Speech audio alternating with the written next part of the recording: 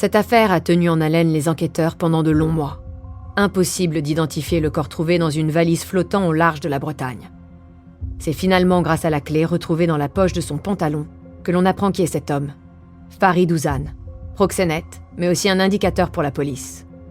2 prostituées qui travaillaient pour lui sont vite désignées comme les principales suspectes de ce meurtre.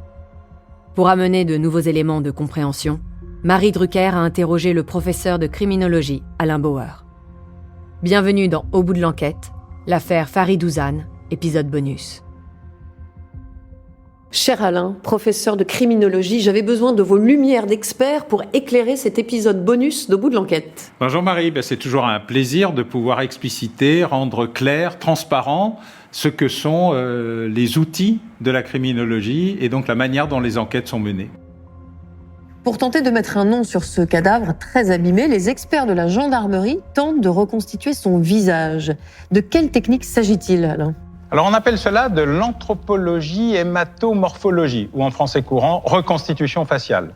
Il s'agit de partir du crâne et avec historiquement de la pâte à modeler, puis peu à peu des techniques modernes, de reconstituer le visage d'un individu dont on n'a plus aucune trace. C'est un Allemand, Hermann Walker, qui dès la fin du 19e siècle décide de reconstituer de grands ancêtres illustres, parmi lesquels Raphaël, peintre sculpteur lui-même, ou Schiller.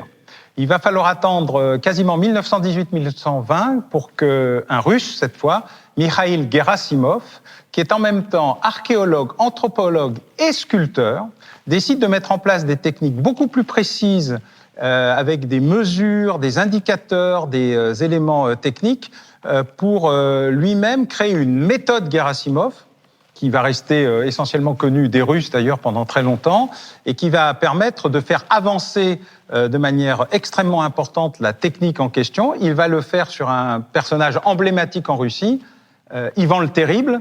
Plus tardivement et plus récemment, l'ADN va permettre, grâce à son extrapolation en 3 dimensions, de compléter, quand c'est possible, ce que la méthode DMP permettait de voir antérieurement. Farid Ouzane est donc un indicateur de la police. Alain, comment fonctionnent les relations entre ce qu'on appelle les indiques et la police ? Alors pendant longtemps, il n'y avait aucune règle. On vivait dans un petit monde très particulier et la gestion était, comme on disait, extrêmement décentralisée. C'est-à-dire que moins on en savait, mieux on se portait. Ces auxiliaires de police, parce que c'est leur nom officiel, qu'on appelle tonton, balance, indicateur, ça dépend, indique, ça dépend où on est, sont extraordinairement indispensables pour résoudre de très nombreuses affaires, notamment dans le grand banditisme ou le trafic de stupéfiants.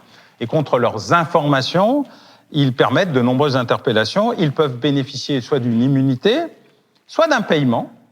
Le paiement pouvant être d'ailleurs de nature extrêmement diverse. Et évidemment, leur anonymat est en général une condition de leur survie. Alors comment les relations entre indiques et police ont-elles évolué ? Ça ressemble à quoi aujourd'hui ? Après divers scandales, les indicateurs pour la police ou les aviseurs pour la douane sont désormais régis par un texte de loi, celle du 9 mars 2004, dite loi Perben II, qui permet qu'ils soient très officiellement rémunérés, mais à condition qu'ils soient enregistrés, déclarés, identifiés, qu'on sache par quel service ils sont recrutés, pour quelles raisons et sur quel territoire. Merci Alain de nous avoir aidé à mieux comprendre les dessous de cette affaire. Je vous donne rendez-vous bientôt pour un nouvel épisode bonus d'Au bout de l'enquête. Oui Marie, merci et à très bientôt. Vous venez d'écouter l'épisode bonus d'Au bout de l'enquête consacré à l'affaire Farid Ouzane. Si vous avez aimé ce podcast, vous pouvez vous abonner sur votre plateforme de podcast préférée et suivre Initial Studio sur les réseaux sociaux. Au bout de l'enquête est un podcast coproduit par Initial Studio, Enibas Productions et France Télévisions, adapté de l'émission audiovisuelle éponyme produite par Enibas Productions et France Télévisions. Vous pouvez retrouver l'émission Au bout de l'enquête sur France 2 ou en replay sur France.tv.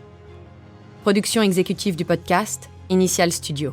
Production éditoriale, Sarah Koskiewicz, Astrid Verdun, assistée de Marie Agassan. Montage, Joanna Lalonde, avec la voix de Julie Drey.